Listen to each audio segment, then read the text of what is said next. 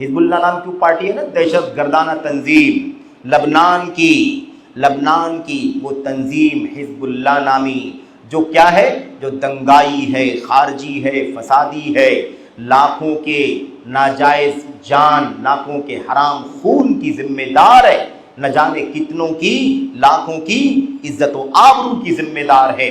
اور یہ شیعی تنظیم ہے، یہ رافضی تنظیم ہے، یہ خمینی خامنائی تنظیم ہے، اور ایران کے اشارے پر یہ تنظیم بنی تھی 1982 کے اندر، 1982 میں تنظیم بنی تھی۔ آج لبنان کے اندر ایک بہت پاورفل فرنٹ کے حساب سے اسے جانا جاتا ہے، جن کے پاس بہت سارے ہتھیار ہیں، بہت ساری طاقت ہے، بہت ساری قوت ہے، اور لبنان کی پارلیمنٹ میں، وہاں کی حکومت کے اندر ان کا بڑا دخل ہے، ان کے بہت سارے اثرات ہیں۔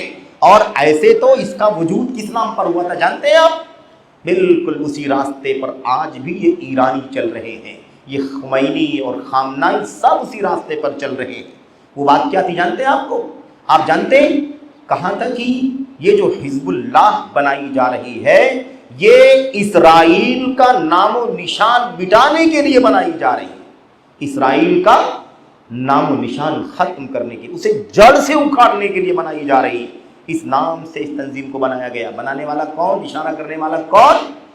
یہ دراصل اسرائیل کے رد عمل کے طور پر، ان کے مقابلے کے طور پر، ان کا نام و نشان مٹانے کے نام پر یہ تنظیم وجود میں آئی، لیکن اس کو قائم کرنے کے پیچھے ایران کا ہاتھ، رافضیوں کا ہاتھ، خمینی اور خمینی زدوں کا ہاتھ تھا۔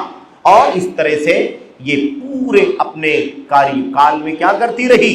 ہمیشہ اہل سنت کا خون بہاتی رہی، ان کے خون سے ہولی کھیلتی رہی۔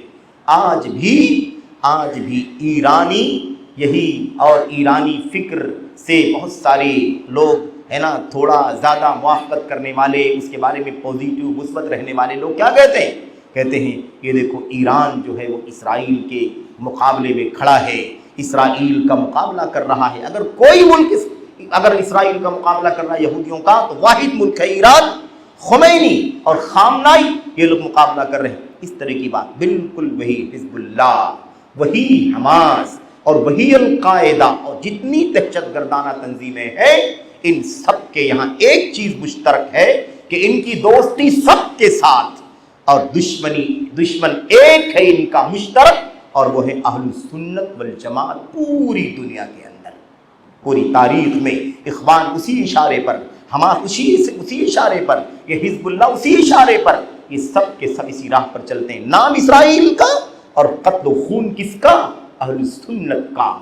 حقیقت میں اگر اسرائیل کی مخالفت کرنے والا کوئی ہے اور اس کے مقابل میں اہل سنت اور اہل غزہ اور اہل فلسطین اگر آپ کہہ لیں، تو سب سے زیادہ اگر کوئی پیش ہے پوری تاریخ، اگر تاریخ پڑھی جائے، تاریخ لکھی جائے تو، لیکن اگر تاریخ بنائی جائے، اگر تاریخ کیا کی جائے، اگر تاریخ گھڑی جائے تو پھر بات الگ ہے، لیکن سچی تاریخ اگر لکھی جائے تو شروع سے سب سے زیادہ جس نے دفاع کیا ہے، جانوس کا نذرانہ، خون کا نذرانہ، مال کی قربانی، وقت کی قربانی، مذاکرات کی قربانی، دفاع کا ہر راستہ جس نے اختیار کیا ہے، وہ مملکت سعودی عرب کی وہ رشید قیادت ہے، جو اس میں پیش رہی ہے 1948 سے لے کر، اور ہمیشہ فلسطین کے دفاع میں، اور آج تک اسرائیل کو قبول نہیں کیا۔ سمجھا آپ نے؟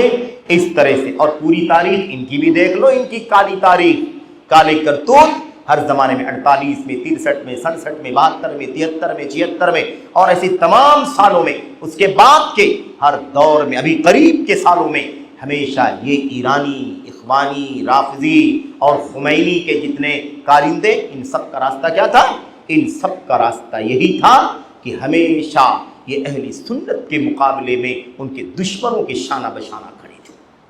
اور یہ بات کو اس سے پہلے بھی بات ہو چکی ہے کہ شیخ الاسلام رحمۃ اللہ علیہ نے اپنی کتاب کے اندر لکھا، ایک سے زیادہ جگہوں پر لکھا میرے بھائیوں، کہ جب اہل سنت کا اختلاف کفار سے، اہل سنت کی دشمنی یہود سے، نصارہ سے ہوئی، تب یہ رافضی، یہ شیعہ ہمیشہ اہل سنت کے مقابل مشرکوں کے ساتھ، کافروں کے ساتھ، اہل سنت کے بالمقابل یہودیوں کے ساتھ، اہل سنت کے بالمقابل عیسائیوں کا ساتھ دینے کے لیے آگے آگے رہے، پیش پیش رہے، کبھی کھلم کھلا اور کبھی خفیہ در پردہ ساز باز کرتے رہے۔ پوری تاریخ ہے ہمارے سامنے۔